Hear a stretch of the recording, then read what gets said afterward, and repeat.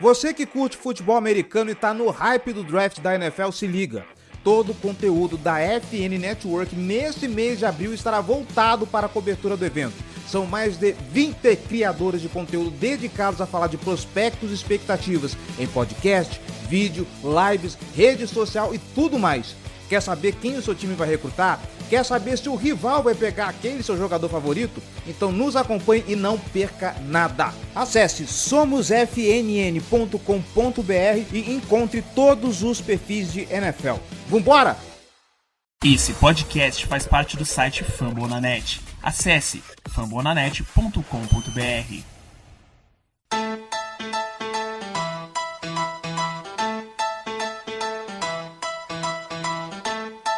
This is from 46. Whoa, missed that one. Made the big play on this drive. Now 3rd and 10. Whole bunch of Browns coming after. Jackson trying to keep it alive. Put it up for grabs. And it's a touchdown! Andrews! Wow! Blitz. They do. Mayfield throws. It's caught. Njoku can't get there. Bowser the tackle. Baltimore will take it.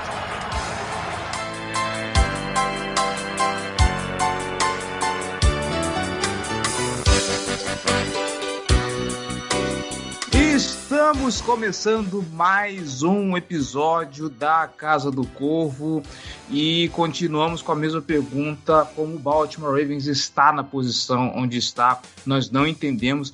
Eu diria até que a gente não entendeu nem esse jogo. Eu sou Cleverton Linhares e estou aqui com o Giba Pérez. Boa tarde, Giba. Boa tarde, Cleverton. Bom dia, boa tarde, boa noite para todo mundo que está ouvindo. Eu quero um dia ter a confiança que o Lamar tem no Andrews em alguma coisa e que não dê tão errado quanto deu nesse final de semana, né? Já pensou, cara? Eu também gostaria, viu? Meu Deus do céu. E João Gabriel Gelli, boa tarde para você também, João. Boa tarde, Cleverton. Boa tarde, Giba. Um bom dia, boa tarde, boa noite para todos que nos escutam. Mais um joguinho tenso, mais um joguinho difícil de acompanhar, testa nossos corações, mas segue o líder da AFC. Então, vamos em frente aí nesse processo. Eu diria até de testar ainda a nossa paciência, porque o Sunday Night Football desgraçado de feio. 16 Baltimore Ravens, 10 Cleveland Browns, Lamar Jackson botando tudo a perder e conseguindo correr atrás, a defesa jogando como a gente esperava que tivesse jogado durante a temporada inteira. O que está acontecendo com esse Cleveland Browns? Vamos falar de tudo isso depois dos recados. Bora lá!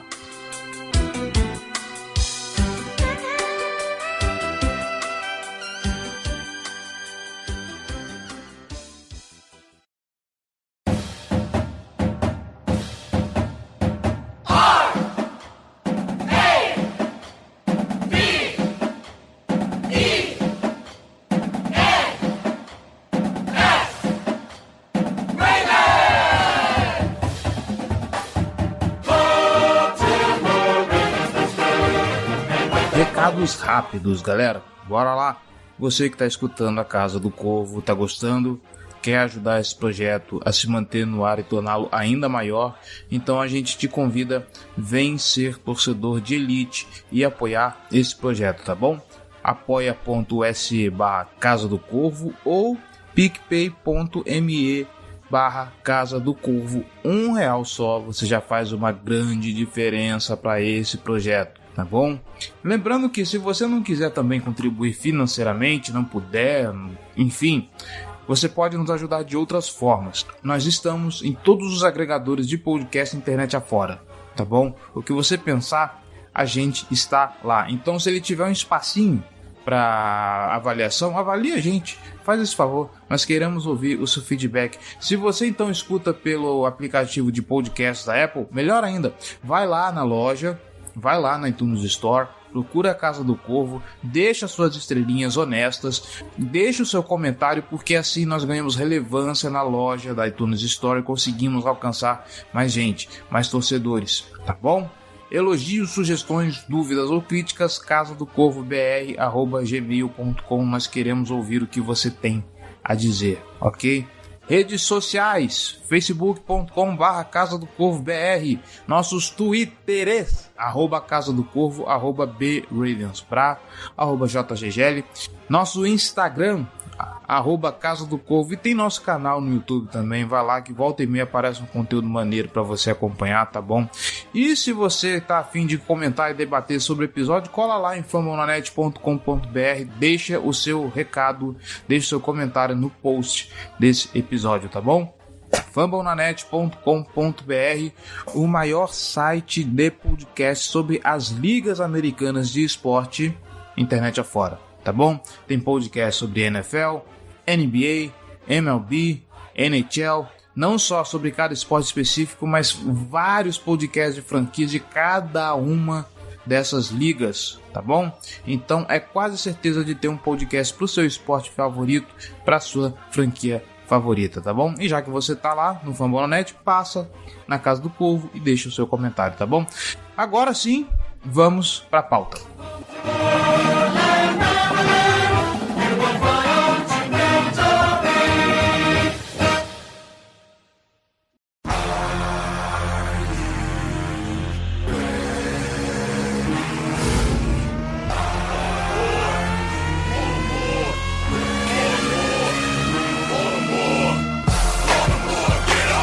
Vamos lá, gente. Senhor Giba Pérez, senhor João Gabriel Gelli. A NFL, essa temporada, nossa querida National Football League, tá uma loteria. Não dá para cravar favorito em lugar nenhum, não dá para adivinhar quem vai sair vencedor ou perdedor de qualquer confronto. O time mais estável nesse momento é o Arizona Cardinals, talvez com o Green Bay correndo por fora, mas eu diria que é o Arizona Cardinals.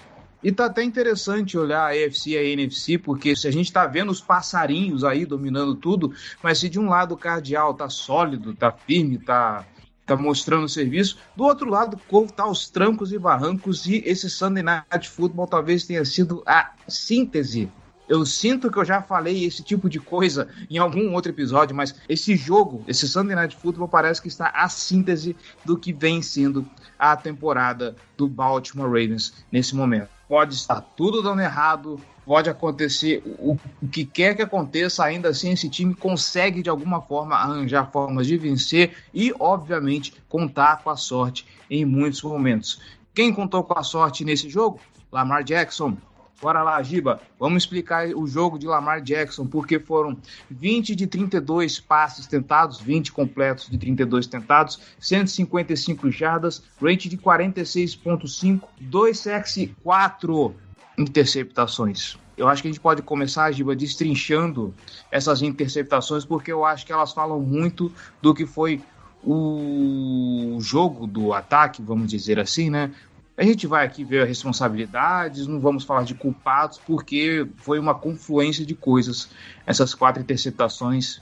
Mas até onde o Lamar Jackson tem responsabilidade nessas 4 interceptações, Giba?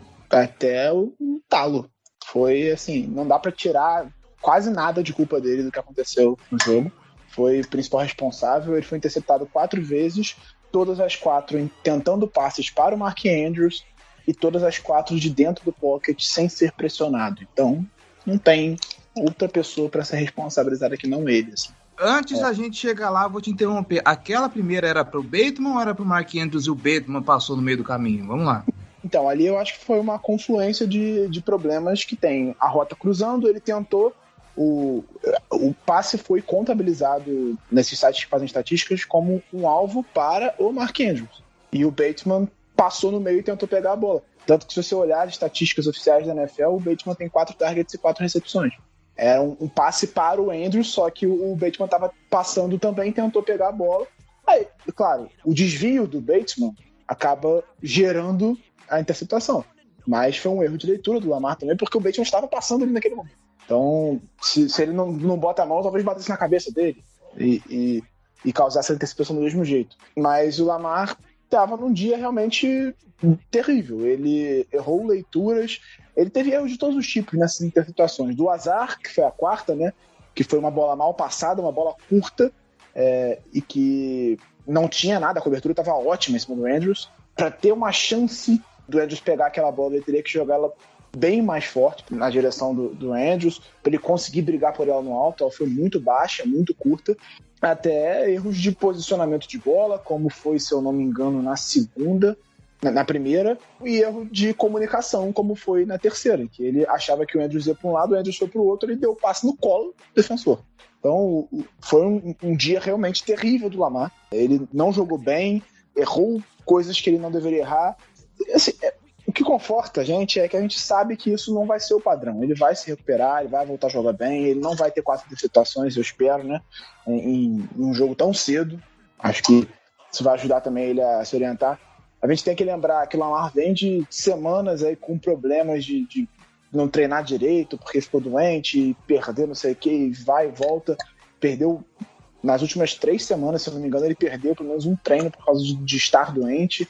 Então, ele tem tido esses problemas, e isso também pode ter atrapalhado um pouco na preparação dele para o jogo. E ele vinha de perder um jogo por causa da doença que ele teve lá, que ninguém sabe exatamente o que foi.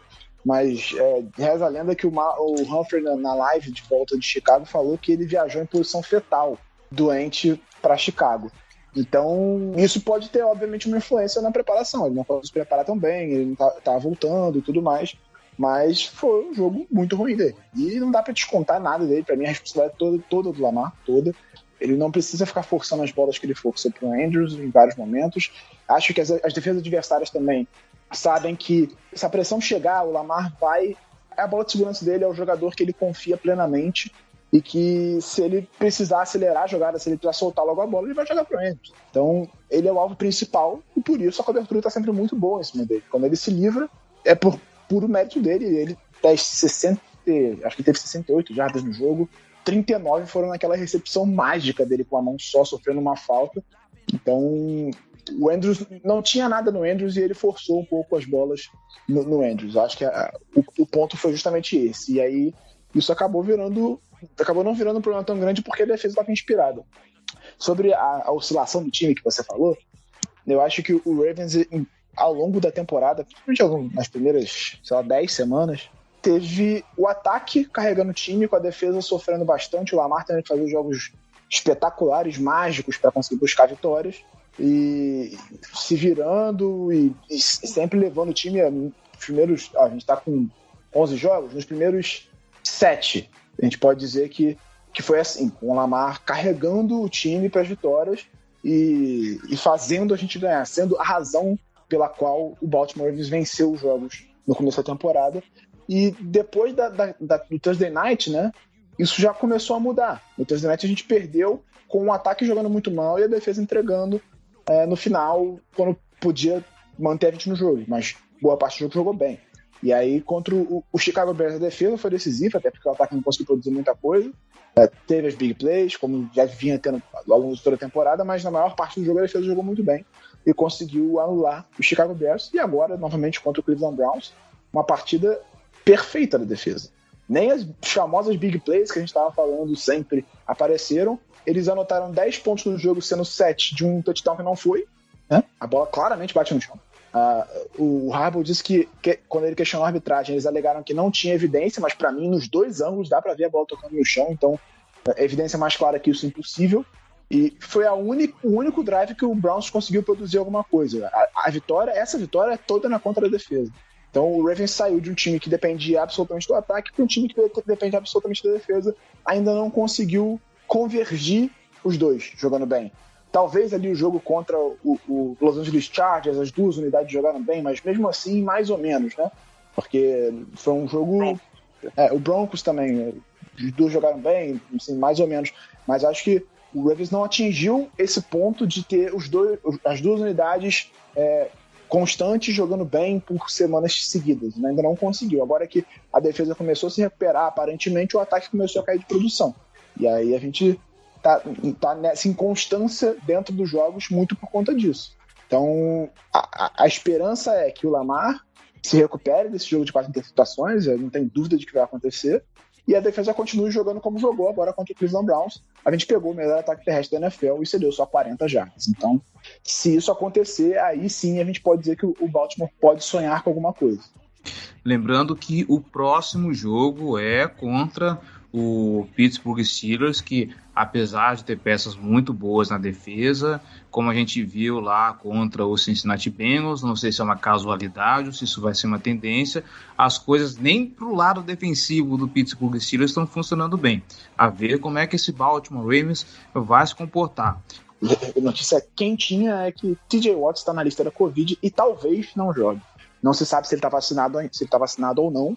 Se ele estiver vacinado, ele precisa testar positivo 2 vezes no espaço de 24 horas para poder sair da lista. Se ele não estiver vacinado, aí ele está fora do jogo. Testar negativo. Isso, testar negativo. Positivo ele já testou, provavelmente. No caso, se ele não estiver vacinado, comando o protocolo, 10 dias fora, não joga domingo. Gelli, eu sei que se a gente olha os targets, tem uma coisa muito óbvia que a gente vai ver o Lamar Jackson mandando bolas para Marquise Brown e Mark Andrews, porque são alvos de confiança dele, são gente que está há mais tempo no time, gente com quem ele tem uma química, mas aí vamos lá. Mark Andrews 10 targets, Marquise Brown 10 targets, 4 targets para o Rashad Bateman, e daí para baixo é 1, 2 targets.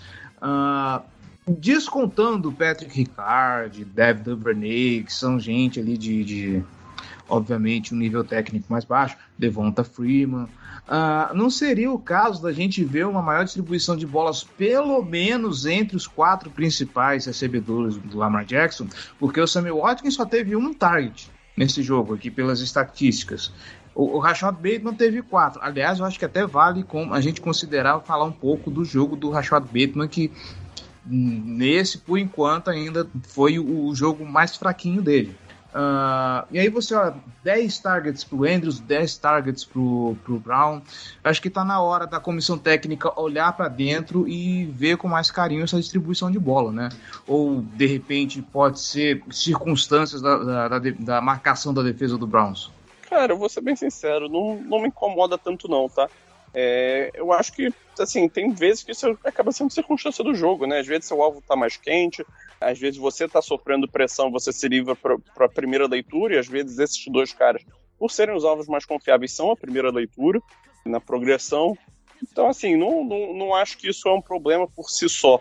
O problema é o Lamar ficar fixo olhando para eles e não fazer progressões, o que não acontece na prática, tá? A gente tem inúmeros jogos que mostram que isso não acontece. Dito isso, seria bom ver, por exemplo, o Sammy Watkins ter mais do que uma bola lançada na direção dele na partida. O Rashad Bateman fez um jogo legal, achei, assim, um jogo sólido. Também não dá pra gente chegar aqui e ficar cobrando que ele faça 100 jardas, toda bola ele converta primeiras descidas. Assim, eu acho que é um calouro que perdeu quase todo o programa de pré-temporada, então um cara que também ainda tem suas dores de crescimento para passar na NFL. Não, sim, quando eu falo isso é justamente para a gente alinhar as expectativas, porque ele vem nessa sequência de jogos, né, de, meu Deus, o movedor de correntes, e empatou com o Marquise Brown em mais recepções e tereréu. É óbvio, a hora da gente alinhar um pouquinho as expectativas, é um calouro que perdeu os jogos, então é bom que se faça essa ressalva, né? E assim, eu diria que em termos de qualidade, os 3 wide receivers estão mais ou menos num patamar semelhante, tá? Aí cada um deles tem uma função mais específica e mais adequada para diferentes situações do jogo. Eu acho que é um grupo bem forte, tá? Ao contrário do que é o padrão do Ravens nos últimos tempos, eu acho esse grupo provavelmente o melhor grupo de recebedores que o Ravens tem desde que eu comecei a assistir futebol americano e torcer para Baltimore. É um grupo versátil, um grupo completo, 3 jogadores de bom nível e ainda tem um tight end de altíssimo gabarito. É um dos melhores tight ends da NFL que se consolida nesse patamar ainda mais depois dessa temporada. Agora, a gente fala aqui de jogo aéreo, um corpo de recebedores bem estruturado. Eu não sei se vocês tiveram a impressão, mas a exceção daquele último drive para matar o jogo, em que o time correu bastante para queimar relógio e tudo mais, foi o último drive do Baltimore Ravens, sem contar aquele da joelhada, né? A gente viu de novo aquele jogo corrido capenga que custa a avançar. A gente viu muito do Devonta Freeman batendo na parede. Foram uns bons números no geral. O Baltimore Ravens conseguiu correr 148 jardas nesse jogo. Se a gente for olhar para o outro lado, o Cleveland Browns com Karen Hunt e Nick Chubb correram só 40. Então, tanto em números quanto em comparação com o adversário, ainda assim o Baltimore Ravens está correndo bastante. Mas aí o Lamar Jackson ainda é o principal corredor do jogo. Pelo menos a percepção que eu tive, de novo eu estou falando de percepção, não é uma coisa que eu posso falar que é realmente.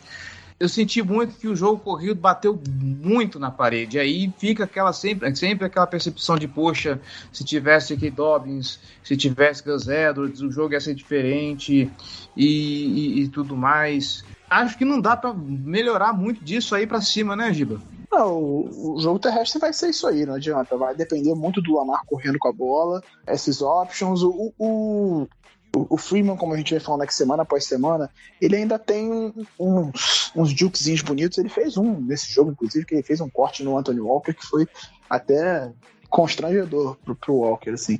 Mas ele já não tem, como também já falei aqui provavelmente umas 8 vezes, não tem mais aquela explosão que ele tinha no auge dele, e aí isso acaba custando algumas jogadas, acaba custando algumas jardas e às vezes até alguns drives, né? Porque tinha o corredor, mas ele não consegue explorar porque ele tá lento e aí aparece, a defesa consegue chegar e limitar o estrago.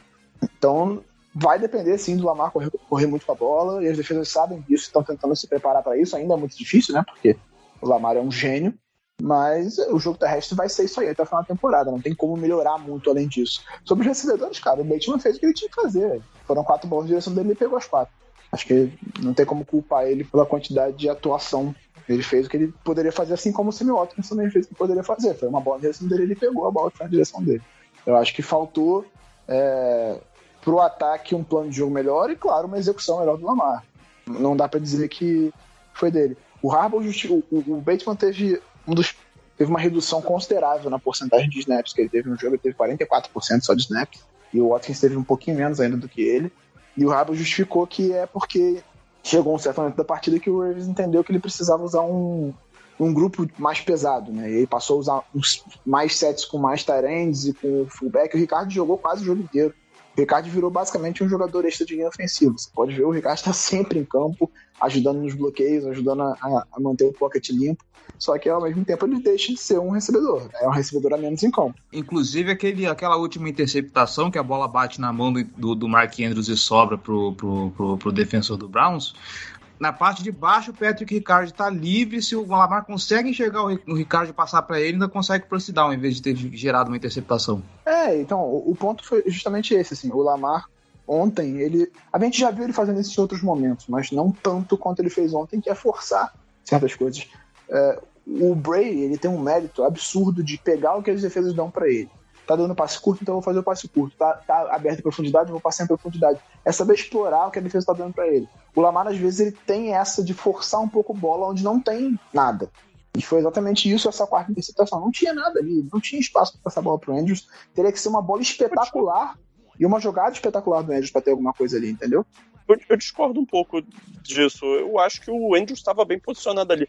Ali eu acho que é uma jogada legal, porque pelo que eu lembro da situação do jogo, aí vocês me corrijam se eu estiver errado, não era uma terceira descida, não era nada do tipo. Segunda para 9. Estava perto do meio do campo, não era? Isso, exato. Era uma segunda para 9, eu já tinha passado da linha de 50 jardas. E assim, eu concordo contigo que ali o Mark Andrews estava até numa posição boa. Que assim, mérito do cara que estava marcando ele também. Vamos ser justos.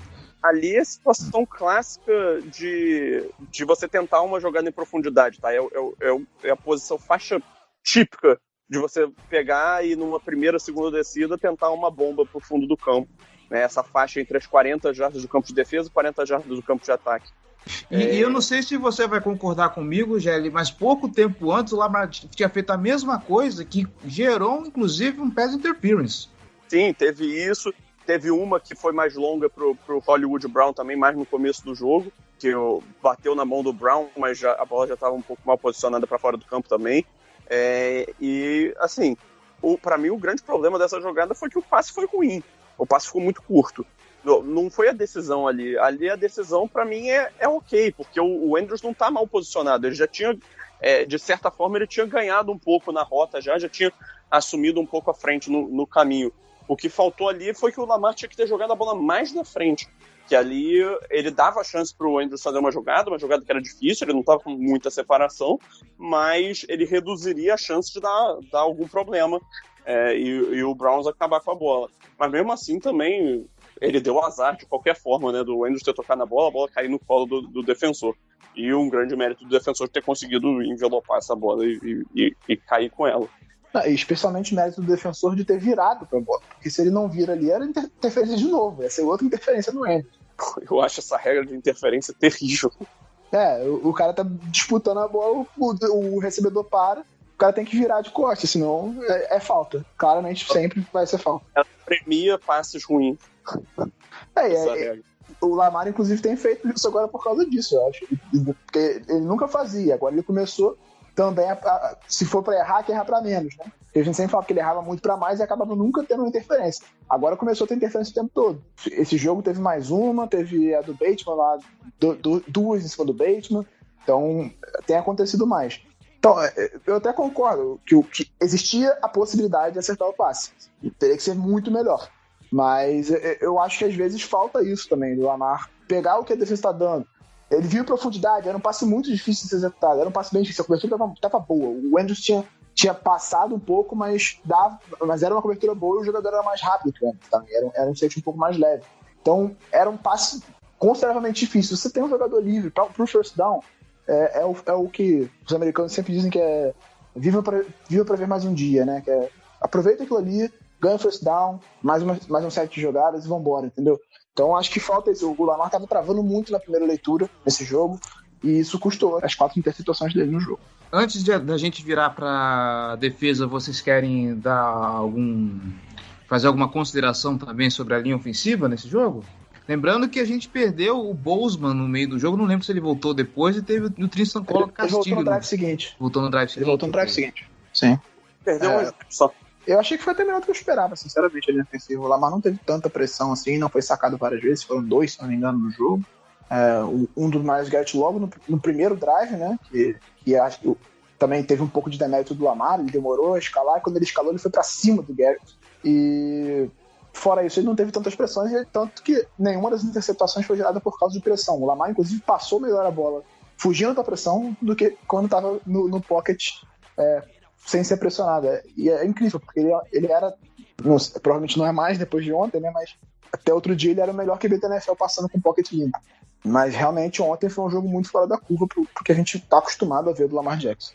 E mesmo com todas essas poréns, a gente tem que ressaltar também que a jogada que ele fez no touchdown, que ele passou, né, o único touchdown do Ravens no jogo, é algo que só o Lamar Jackson é capaz de fazer na NFL, basicamente.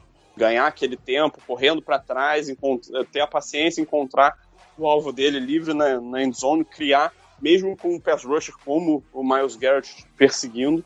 Então, assim, ali foi uma jogada espetacular, uma das melhores que ele fez na temporada. Então, assim, também, ainda sendo acertado. E o Garrett bateu no braço dele, né? Exatamente. E sobre a linha ofensiva, foi até algo que vocês já comentaram, né, que o Patrick Ricard ficou muito para bloquear, normalmente do lado do Villanueva. Teve jogada com o Mark Andrews fazendo chip. Esse mesma jogada do sec, né, foi o Mark Andrews dar um tranco no Myles Garrett na saída, e aí vai para a rota. O Patrick Ricard cobre por fora e o Villanueva, em teoria, está cobrindo por dentro, né? Só que o Villanueva se posiciona um pouco mal, o Myles Garrett fica com o caminho livre para ir para o meio do pocket e o Lamar sobe para cima dele. Mas, assim, foi uma partida ok da linha ofensiva, deu para fluir o ataque, pelo menos, o que realmente prejudicou o ataque nesse jogo, principalmente foi o Lamar Jackson. E é bom a gente ver, né, que ele já carregou esse time tantas vezes, é legal que a defesa consiga carregar ele uma vez ou outra, né? Então foi o que aconteceu nesse jogo. E fica uma menção honrosa também, antes da gente virar para a defesa, a falta de 12 homens em campo do Cleveland Browns, que naquele momento eu já estava desistindo de comentar o jogo, porque eu não estava entendendo mais nada. do que estava acontecendo, mas foi um negócio legal, deu para arrancar umas boas risadas. Aquilo ali foi maravilhoso, né? Porque assim, antes do período de tempo, você olhava e você via, cara, tá errado, tem muita gente ali. Eu contei 13, pelo menos, jogadores do Browns em campo naquele momento. Falei, pô, vai dar a falta. Aí pediu o tempo, falei, pô, beleza, vamos consertar. Mas aí volta do tempo. Mas se você volta, o Baltimore Ravens vai para uma jogadinha engraçadinha de fake punch antes do juiz apitar para começar a jogada. Já começa tudo errado aí. Então, não sei se não tinha apitado, ele não tinha liberado, né? A grande verdade é que esse jogo foi uma bizarrice sem tamanho. O teatro do absurdo. Essa fase especificamente do jogo ali no segundo quarto é um negócio, porra, que é difícil você tirar algum sentido do que aconteceu. A gente tá falando aqui das interceptações do Lamar Jackson, mas teve Jarvis Landry atacando de QB sofrendo fumble, teve a bola escorregando da mão do Baker Mayfield. Então, assim, foi um espetáculo. Assim, a gente fala de um Sunday Night Football bizarro, mas esse pedaço aí foi um deleite para quem gosta do entretenimento puro. Então, justamente, pô, teve essa sequência, né, de fake punch que não valeu, aí depois tempo pedido porque tinham 12 homens em campo pelo Browns para voltar e terem 12 homens em campo e permitir a conversão da quarta descida. Aí, pô, depois, nos últimos 4 minutos do segundo quarto, foram 5 turnovers, né, 3 interceptações do Lamar e os 2 fumbles do Browns, né, esse do Jarvis Landry e o do Baker Mayfield, os 2 fumbles tosquíssimos, as interceptações horrorosas do Lamar, tirando a primeira, né, que ali foi mais cômica do que um problema dele. Então, assim, cara, foi um jogo feíssimo e tem se tornado meio que padrão do Ravens em novembro, né? Pelo menos, assim, a gente consegue viver com a possibilidade de que dezembro chegou para o Ravens, né? Então o próximo jogo é só no próximo mês, né? Então, assim, torcer para que tenha uma reviravolta nesse sentido, porque os jogos têm sido ruins. Pô, o jogo contra o Dolphins foi ruim, o jogo contra o Bears foi ruim, esse jogo foi ruim. Assim, em termos de entretenimento mesmo, para quem tá assistindo o jogo, são jogos de qualidade baixa. Então, vamos ver se nesse sentido pelo menos melhora. Mas todos os jogos com elementos de emoção, né? Porque isso não tá faltando na temporada do Ravens. É isso aí.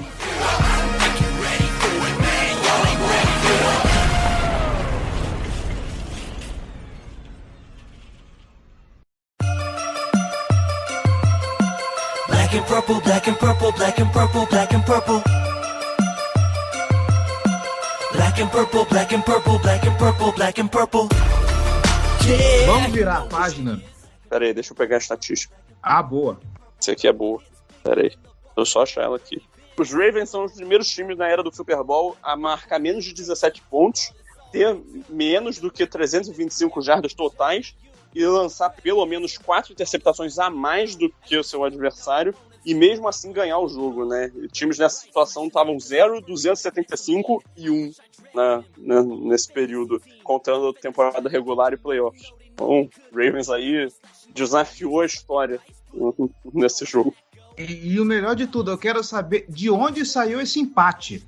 Imagina o nível de jogo que terminou empatado com essa estatística toda. Imagina você interceptar o QB 4 vezes a mais do que o seu interceptado e ainda assim empatar. Tudo bem que o Browns perdeu, né? Então é pior do que empatar. Mas... Ai, cara, não, o Browns foi totalmente sacaneado desse jogo, a começar pela transmissão, colocou eles de bobo da corte quando tava mostrando lá os grandes líderes da AFC Norte, coitado. Porra. Tem coisas que só acontecem com o Cleveland Browns. Meu Deus do céu. Ai, Cleveland Browns. Gelli, eu vou voltar pra você, porque a gente vai falar da defesa, tá? E nós vamos falar de um cidadão que teve 4 tackles totais, 1 sack, 1 fumble forçado. Tyus Bowser veio de um jogo muito bom contra o Chicago Bears. Nós debatemos aqui que isso deveria ser uma constante, se aquilo que ele fez foi por circunstâncias do jogo. Obviamente a defesa, e aqui eu quero frisar também que a pressão ao QB funcionou muito bem, coisa que nem parecia Baltimore Ravens jogando. E o Tyus Bowser depois de fazer o que fez contra Chicago, vir e fazer o que fez contra Cleveland, cara, tá muito bom ver esse pedaço de temporada, e eu torço para que seja uma constante até o fim da temporada regular, porque a gente vai precisar de Tyus Bowser jogando em alto nível para as próximas rodadas. E nesse jogo, pô, ele conseguiu o sec, botou pressão no QB, ele ainda na sequência final, né, na última série de descidas do Browns, ele foi o alvo de 2 dos passes do Baker. Um deles ele forçou o passe incompleto do Austin Hooper, no outro ele deu o tackle que definiu a partida. Então, o segundo jogo seguido, e ele é o cara que encerra a partida, né? Na semana passada ele já tinha dado o sec em cima do Andy Dalton, que finalizou o jogo, a tentativa de Hail Mary. Foi o alvo do meu vídeo do All-22 lá no canal do YouTube, né, na semana passada.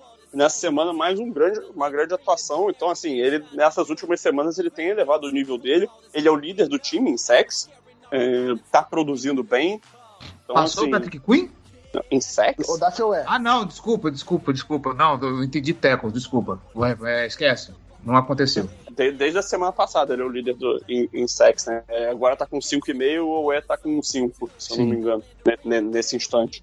E o Justin Hills tá com 4, ou 3,5, alguma coisa assim. 5,5, 5 e 4. São caras que estão jogando bem, tá? Por mais que não sejam produções absurdas, eu acho que o pass rush ele é funcional. Ele não é um pass rush que você vai pensar, a gente tem um grupo de elite da NFL, a gente pode confiar que esses caras vão produzir todo o snap. Não, mas é um grupo que funciona, sabe? Dá pra tirar alguma coisa dali, e a gente tá vendo eles entregando agora nessas últimas semanas. Não são caras que vão produzir 15 sacks no ano, mas são caras que conseguem contribuir. E nisso o Tyus Bowser nas últimas semanas tem elevado o nível dele, participado mais dos snaps e fazendo o impacto dele presente em todas as faces do jogo, que é uma das principais características dele, toda essa versatilidade, né? A capacidade de cobrir passes e coisas nesse sentido. Inclusive, acabou de subir um tweet aqui do PFF que o Tyus Bowser é o jogador mais bem avaliado do Baltimore Ravens nessa semana 12. E outro cara que eu quero falar, que eu acabei citando ele erroneamente aqui, mas ele fez uma boa partida, e aí eu acho que, como vocês assistem mais, acompanham mais college, eu acho que vocês podem falar a respeito disso. Patrick Queen, a partida que ele fez, e principalmente a forma que ele jogou, Giba, eu não sei se você também teve essa impressão, mas eu tava pensando nisso mais cedo, mas parece que foi o puro suco do Patrick Queen no college. Aquele cara rápido, aquele cara veloz, aquele cara assim que quando ele já pega a leitura do que vai ser jogada, ele já vai pra cima e já corre pra fazer o tackle, já corre pra sacar o QB. E eu não tinha visto dessa forma que ele demonstrou contra o Cleveland Browns. E hoje parece que ele foi aquele Patrick Queen do college que a gente via nos tapes, nos highlights. Eu não sei se você teve essa impressão também. Eu acho que nesse jogo contra o Browns ele teve a vantagem de... Ele conseguiu diagnosticar muito bem as jogadas, que era um problema dele. Vinha sendo um problema dele. Ele tinha 2 problemas, eu acho que a gente já citou aqui várias vezes. Ele tinha um problema de diagnosticar as jogadas, ele demorava um pouco a processar, identificar e conseguir atacar. E sair dos bloqueios vinha sendo um problema. Ele foi tão bem diagnosticando essas jogadas ontem que ele conseguiu sair, não ser bloqueado. Porque ele, logo no começo, no primeiro drive do Browns, ele já teve um tackle for loss espetacular, que ele saiu certinho na hora do snap e pegou o Nick Chubb no backfield, assim, atropelou o Nick Chubb no backfield. Ainda teve um outro mais pra frente. Foram 8 tackles solo totais dele no jogo, 2 para perda de jardas, ainda ele recuperou o fumble, né? Recuperou um fumble que foi forçado pelo Ué no Jarvis Landry. Que momento. Então, pra mim, até agora é o melhor jogo da carreira do Patrick Queen. Ele jogou muito bem. A chegada do Bynes eu acho que foi muito saudável pra ele. O Bynes tira algumas responsabilidades dele, ele consegue atuar onde ele se sai melhor, coisas que ele já sabe fazer. E aí eu acho que o que o Ravens pretende com isso você ter um mentor pra ele, pra ajudar ele a se desenvolver, claro, e também ir colocando de novo as coisas de volta pra ele, ir absorvendo aos poucos e conseguir se tornar aquele middle linebacker que a gente pretende que ele seja no futuro. Não acho que ele vá reassumir essa função nessa temporada. Acho que o Bynes vai continuar nessa função, mas a ideia é que ele vá pegando aos poucos e aprendendo mais devagar, né? Para que lá na frente ele possa vir voltar a ser. Ele já tá liderando em snaps na posição, ele teve 36, o Bynes 31, se eu não me engano. Então é uma diferença pequena, mas ainda assim ele jogou alguns snaps ao lado do Welch, que é um cara que em tese faz só special teams, mas ele tem feito boas jogadas no special teams, e aí o time tá dando chances para ele na defesa também para ver o que ele tem. O Board vinha fazendo mais isso, agora tem sido mais o Welch, que vem jogando bem de special teams, então é uma valorização também do que o cara faz no time de especialistas, né? E foi uma atuação realmente empolgante do Quinn.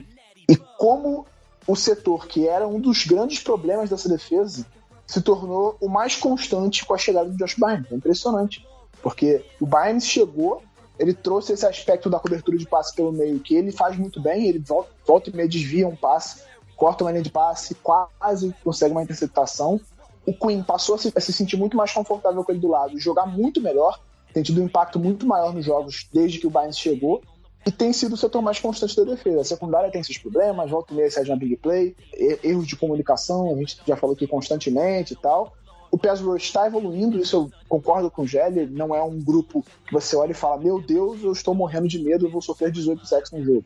Não, mas são jogadores que estão evoluindo. O Houston tá melhorando, o Bouncer, como todo ano é incrível isso. Todo ano ele começa a ser melhor utilizado no final da temporada, ele começa a ter mais impacto.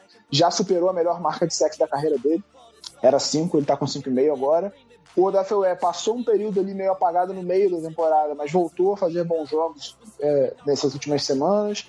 Teve mais um jogo com um sack, um fumble forçado e um fumble recuperado. Ele já tem 3 fumbles forçados na temporada, 5 sacks na temporada e 2 fumbles recuperados. É um jogador que tem muito potencial, a gente sabe que ele ainda é cru, ele precisa desenvolver a técnica, mas ele tem seus momentos. Então, a defesa, eu acho que ela tem talento para jogar melhor do que ela vinha jogando e está mostrando isso agora.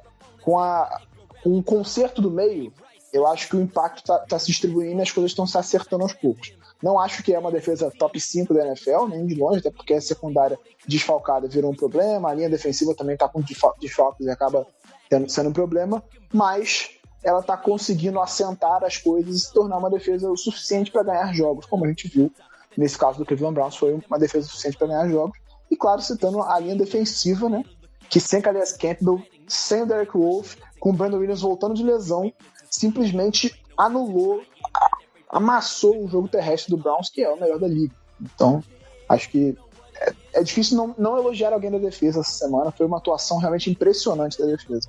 Inclusive, eu preciso cumprir minha promessa, eu vou avisar para minha mãe, para quando ela for na missa, colocar o nome do João Gabriel Gelli nas intenções, para que o padre possa rezar por ele, para que ele se torne um homem um pouco mais de fé, tá bom?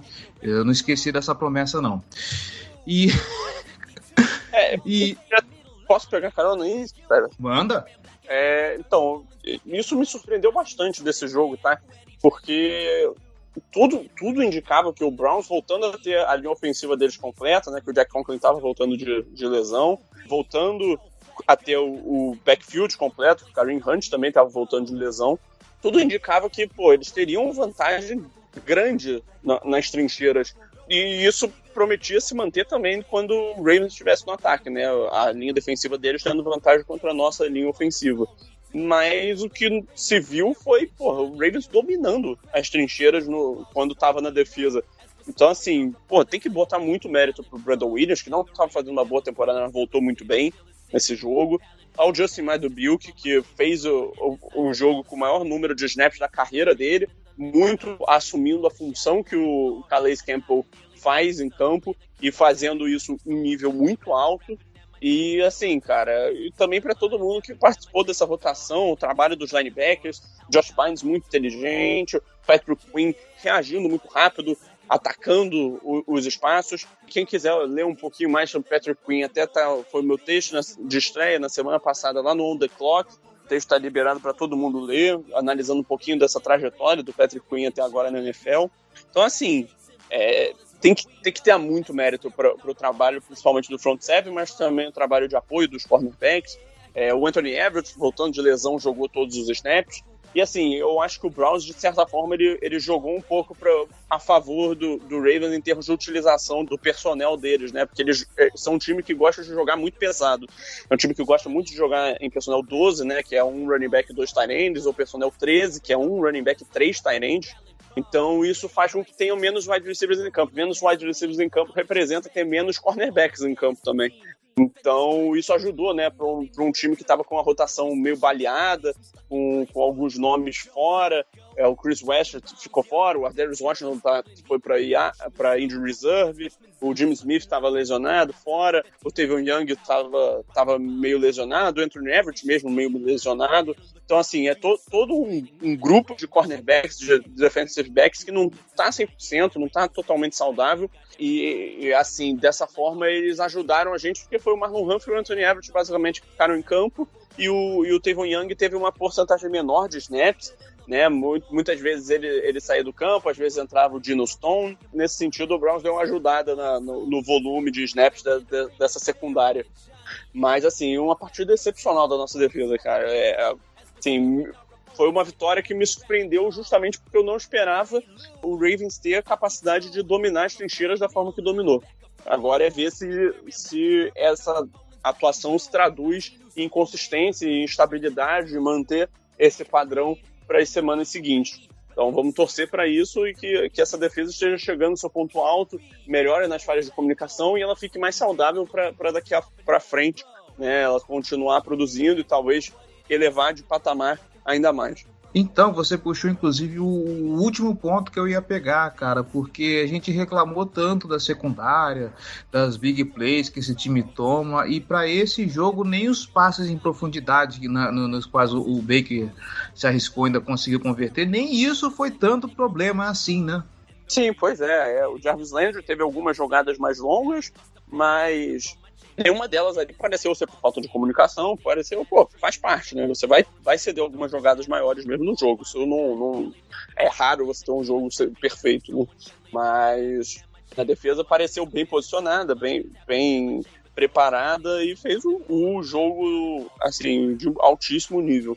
Então, assim, muitas palmas, eles merecem bastantes elogios por essa atuação.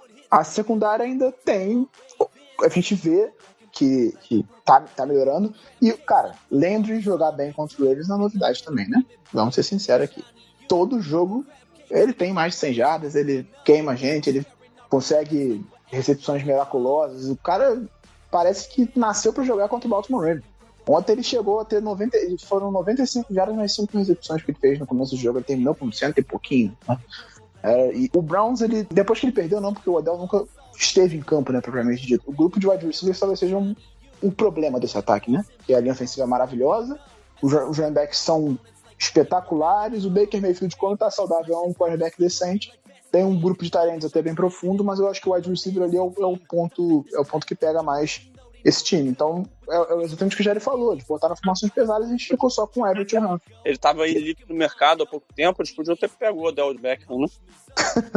E agora tem mais um arrumando treta na internet, né? Outro pai de jogador arrumando treta na internet. Parabéns aos envolvidos do Cleveland Browns. Puta que pariu. Eu fiquei sabendo por cima, só nem sei do que se trata.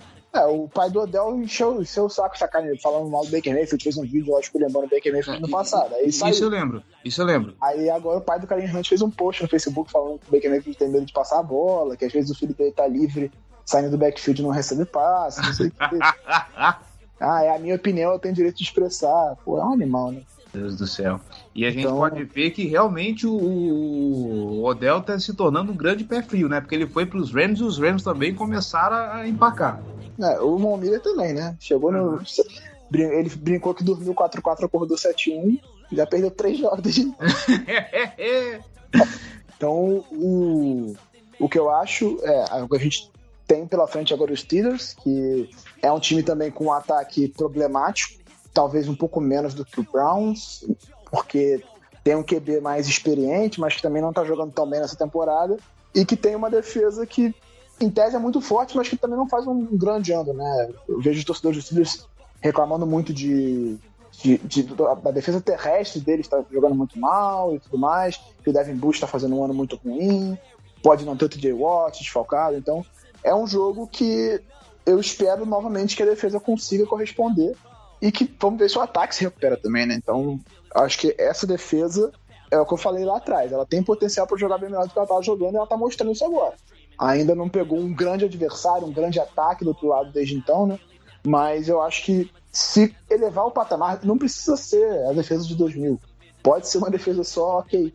Eu acho que já vai ser o suficiente para esse time se tornar competitivo. Só que ele precisa que o ataque se recupere também. Ai. O ataque, a gente espera que seja só um problemas de ocasião. Baltimore Ravens. Black and purple, black and purple, black and purple, black and purple. Crab cakes and football, that's all we do. In the land of Raymond Berry and Johnny U. Crab cakes and football is what we know. As we're scaring our opponents like we're Edgar Allan Poe.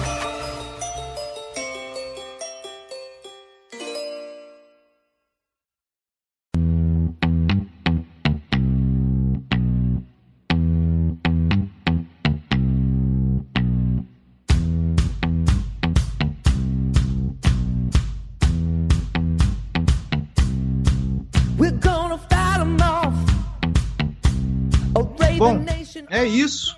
Passamos a régua nesse Sunday Night Football que eu pessoalmente esperava que seria um jogo mais animadinho, tá, gente? Mas ainda assim estamos com a vitória. O time nesse momento, como o Gelli já falou lá no começo, Baltimore Ravens é líder da AFC. E é isso. É continuar com a boa campanha e esperar que a sorte continue do nosso lado. Giba Pérez, João Gabriel Gelli, muitíssimo obrigado pela participação, muitíssimo obrigado pelos comentários. E Giba, eu não deixei você falar da última vez, me desculpe, então fique à vontade. Forte abraço, Cleverton, sempre um prazer estar aqui falar sobre Baltimore Ravens. Até a próxima. É isso, tamo junto. Ah, tá. Até a próxima. Até o preview. É isso aí, gente. E nessa semana voltamos para falar de Baltimore Ravens e Pittsburgh Steelers, aquele confronto que vocês adoram. E é isso. Vamos continuar aí rumo aos playoffs. Então, até mais, galera. John's gonna talk about it. Every big brother's got a story to tell.